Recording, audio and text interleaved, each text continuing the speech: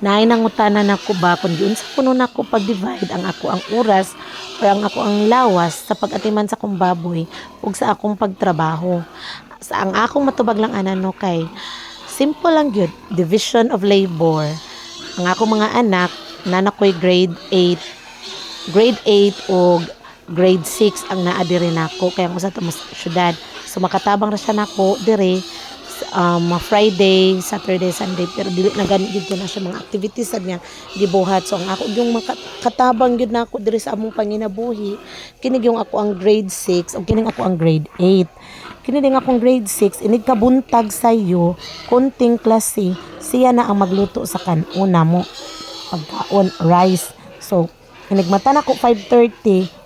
sad siya mo mata. Ang maguwang ang grade 8 mo say magluto sa sudan para walay ampahay. So silang duha nagi na sila assignment. Dili na lang mi mag-open sa amo ang tindahan. Mag-open mi sa tindahan inig kahapon na lang ug inig kagabi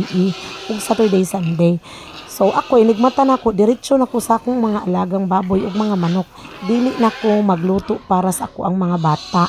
So ingon ana na kay mga dagko naman sila sa una sa gagmay pa na ako ug naasad ako ang ginikanan as mama ug si papa nga sila jud ang nagatiman sa mga bata pero karon nga dagko na gitagaan gud nako sila trabaho para maanad jud sila nga naa sila ikatabang sad nako magtan-aw man sad na sila nga naa ako'y trabaho so sila sad motabang sad gud na sila ingon ana ra gyud nga inigmata nako diretso ko sa kuang baboy diretso ko sa akong mga baboy maghumol din ko silang pagkaon dayon while naghumol pa ko silang pagkaon moadto din ko sa mga manok manlawg ko dali raman kay pagpangitsa na kay di masad kay nadaghan kay akong mga manok ba maato ra man gani nagsigihan jud na namugluto pero sa pagkakaron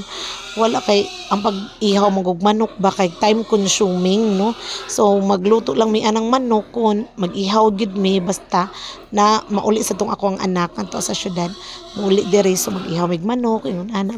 mo rin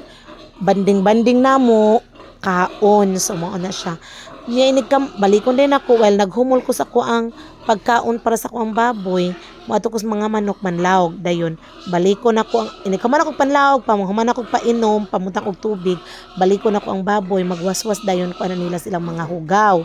kun makahuman na una pa ko nila manlawg ni kahuman ako panlawg man refill din ko sa ilang mga paimnanan mag-check gid ko everyday mag-check gid ko sa ilang drinker kun moagas pa ba kay importante kaayo sa baboy nga naay tubig labi na gid ni sila nga pulos na buntis so kinahanglan gid nga naa sila'y tubig ang ilahang drinker okay gid kaayo so mo nang everyday mag-check gid ko ana niya ako dayon ang mag-refill dayon ko anang ilang paimnanan og tubig so ingon ana ra so ang ako ra gyud ikatubag no nga ang atong mga anak ato nang i-involve sa tanan natong mga trabaho kun madugay sad kog pauli diri inig kahapon ang akong mga anak mo sad nay manlawg like for example no mag-meeting inana pero grade 3 teacher man ko makauli na ko og 3:30 so sayo na ko makapanlawg sad sa baboy mga nag-abot na ko diri almost 4 PM makapanlawg na ko by the way ang amo ding balay dool ra kaayo sa eskwelahan kun lakaw na ko murag